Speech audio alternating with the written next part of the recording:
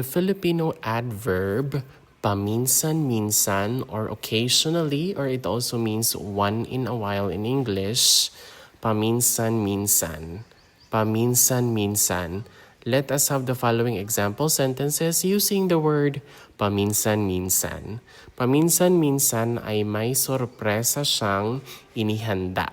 It means occasionally or sometimes he or she prepares a surprise. Paminsan-minsan, occasionally, sometimes, sorpresa is a surprise.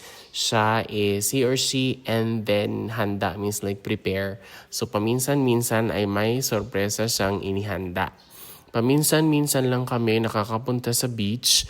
We only get to the beach occasionally. Paminsan-minsan, sometimes lang, only kami is us. Punta means to go or visit, and then beach is also beach. Paminsan-minsan lang kami nakakapunta sa beach. Paminsan-minsan ay nagkakaroon ng brownout. Occasionally, there is a blackout or a brownout like no electricity. Paminsan-minsan, occasionally, nagkakaroon is there is, and then a brownout is a blackout or a brownout. Paminsan-minsan ay nagkakaroon ng brownout. Paminsan-minsan akong tumitingin, I occasionally look, or once in a while, I look. Paminsan-minsan, sometimes, occasionally, tingin means to like look, or to view, or to see. Paminsan-minsan akong tumitingin. Once again, our Filipino word paminsan-minsan, it means occasionally or once in a while in English.